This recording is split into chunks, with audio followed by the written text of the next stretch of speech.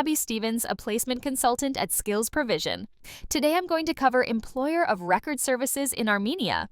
I hope you enjoy this presentation. Armenia remains one of the South Caucasus' most dynamic talent hubs, with a tech-led economy that has benefited from both diaspora links and a post-2022 inflow of professionals, especially in IT. That inflow boosted output and startup formations. Major global firms have local footprints, and homegrown champions continue to scale. For employers, the administrative side is relatively straightforward compared with many jurisdictions. Payroll is simple, flat personal income tax, employer on-costs are low, and statutory leave is easy to plan for. These features, together with a maturing EOR ecosystem, make Armenia attractive for both testing the market and building longer-term teams. Many nationals can enter Armenia visa-free for significant periods, often up to 180 days per year, and visa facilitation is expanding.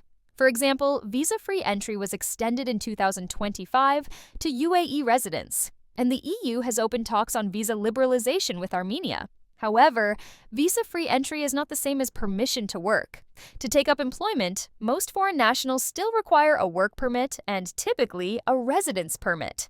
Employers should separate the travel step, entry, from the employment step, right to work. Armenia operates an electronic work permit platform through which employers post vacancies and secure permits. Permits can also support a temporary residence basis. Citizens of the Eurasian Economic Union are a prominent exception and may not require a permit under treaty rules. In practice, local council or an EOR typically handles filings, translations, and sequencing. Timelines vary by category and completeness of documentation. Expect standard identity, education experience proofs, medical insurance, and an employment contract draft aligned to the labor code. Visa status at entry should match the intended route. Tourist entry on its own doesn't confer work rights. Official guidance is published by the Ministry of Foreign Affairs. Tech and engineering.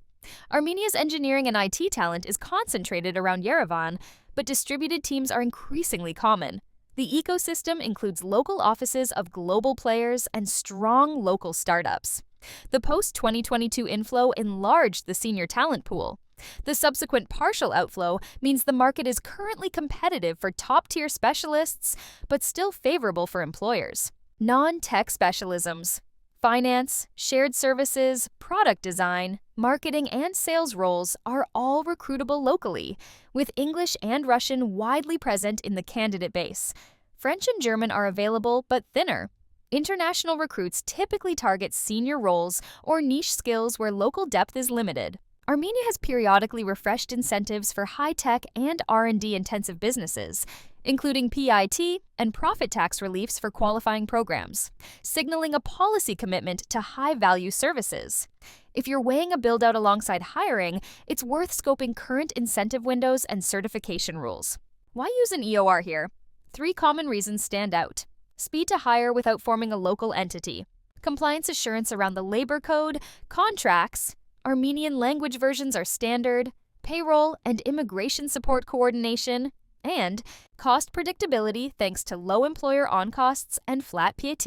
Multiple global platforms cover Armenia, including Remote Deal, Papaya Global, and Safeguard Global, alongside regional specialists. Functionally, all act as the legal employer on paper, running payroll and benefits while you direct the employee's day-to-day work. Differences typically show up in immigration support depth, equity handling, local benefits design, SLAs, and pricing models. Market maturity. Coverage is not as deep as in, say, Poland or Portugal, but it's robust for standard employment. Country guides from the platforms are broadly aligned on the essentials. Using an EOR to hire non-nationals. EORs can coordinate the work permit and residence process, but they don't eliminate it. If your chosen candidate is not already authorized to work, the EOR still needs time to secure authorization and onboard only once lawful to do so. That sequencing and the candidate's current visa status often drives your earliest realistic start date. In conclusion, Armenia offers a pro-employer compliance profile, flat tax, minimal on-costs, clear leave rules, and a capable talent pool anchored by tech. Recruiting Europeans and other internationals is entirely workable, but still permission-based. Plan around work permit residence steps unless the candidate qualifies for an exemption. For many organizations, especially those testing the market or hiring a handful of roles, EOR is the fastest, lowest risk path to compliant employment and payroll. As you scale, reassess whether an owned entity plus local counsel, still leveraging EOR for niche cases, makes better long-term sense.